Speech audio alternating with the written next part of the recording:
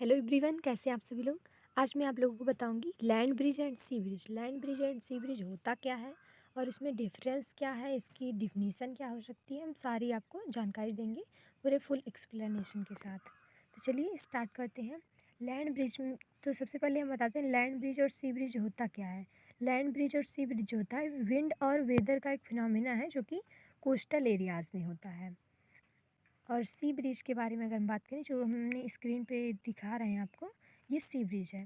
सी bridge में क्या होता है, जो सी ब्रिज होता है ये डे टाइम में होता है और डे टाइम में जो वाटर होता है, जो लैंड होती है, वो वाटर के दिन जल्दी से गर्म हो जाती है। और गर्म होने के बाद में क्या होता है कि जो एयर होती है, लैंड की जो एयर होती है वो ज़्यादा हॉट हो जाती है और वो उठती है कूल एयर की तरफ, यानी लैंड से सी रसेस की तरफ जाती है। और जब सी रसेस की तरफ जाएगी तो इसको हम कह सकते हैं कि the air over the land becomes hotter and rises up, then cooler air from the sea rushes in towards the land. इसी को हम कहते हैं सी ब्रिज। यानी कि जो ये सी ब्रिज है ये डे टाइम में होगा और डे टाइम में क्या होता है, जो लैंड होती है वो वाटर की देन ज़्यादा तेज़ी से हीट होती है, गर्म होती है। और जो एयर होगी वो लैंड की जो एयर होगी वो हॉट रहेगी तो वो ऊपर उठेगी, राइज होगी, राइजेस अप होगी तो कूल एयर की तरफ जाएगी, यानी कूल एयर यानी सी रसेस की तरफ जाएगी। तो सी रसेस की तरफ जब जाएगी तो sea rushes in towards the land, और सी रसेस की तरफ जाएगी और उसके बाद में वो जो होगा वो लैंड की तरफ आएगा। तो हम इसी को क्या कहते हैं, sea bridge.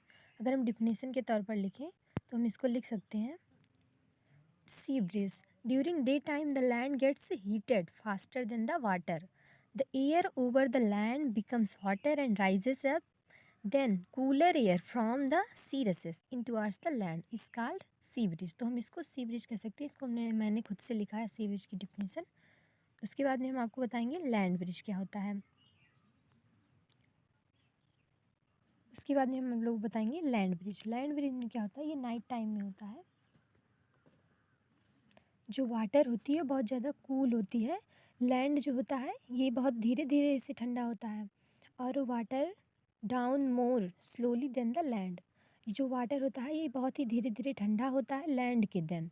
So the hot air over sea rises, जो हॉट एयर होगी वाटर की, वो जो धीरे धीरे जब ठंडा होता रहता है तो उसकी जो हॉट एयर होती है वो ऊपर उठेगी, राइज करेगी कूल एयर की तरफ, यानी लैंड की तरफ। मूव्स टुवर्ड्स द, जब कूल एयर होगी from the land moves toward the sea, उसके बाद में जो कूल एयर होगी सी की, हॉट एयर जो होगी वो उठेगी और उसके बाद में कूल एयर लैंड की तरफ आएगी और उसके बाद में वो सी की तरफ जाएगी। तो हम कह सकते हैं कि at night time the water cools down more slowly than the land, so the hot air over sea rises up and the cool air from the land moves toward the sea, this is called the land breeze. जो land breeze होता है ये night time में होता है और जो इसकी लैंड होती है ये बहुत ज़्यादा कूल होती है और जो सी होता है वो बहुत ज़्यादा वार्म होता है। तो जो ये होता वार्म हो सी, जो समुद्र होता है ये धीरे धीरे ठंडा होता है और जो इसकी वार्म एयर होती है वो लैंड की तरफ जाती है और जो लैंड की तरफ जाएगी फिर लैंड वाला जो होगा वो सी की तरफ जाएगा और सी की जो वार्म एयर होगी वो लैंड की तरफ जाएगा। तो ये इसमें क्या होता है कि जो कूल एयर होती है वो लैंड की तरफ, लैंड मूव्स टुवर्ड द सी। और जो सी ब्रिज में क्या होता था कि उसमें उसकी जो कूल एयर होती थी वो sea rushes in towards the land, उसमें लैंड की तरफ जाता था और इसमें क्या होता है कि सी की तरफ जाती है। उसमें क्या होता था कि जो लैंड होती थी उसमें लैंड जो होती थी वो वार्म होती थी और इसमें क्या है, इसमें जो लैंड है वो कूल है। और इसमें उसमें क्या होता था, यानी सी ब्रिज में होता था जो सी था वो कूल था और लैंड ब्रिज में क्या होता है कि जो सी है वो वार्म है। तो इन दोनों में यही डिफरेंस है। अगर हम लैंड ब्रिज की डिफिनीसन के बारे में बात करें तो हम लिख सकते हैं कि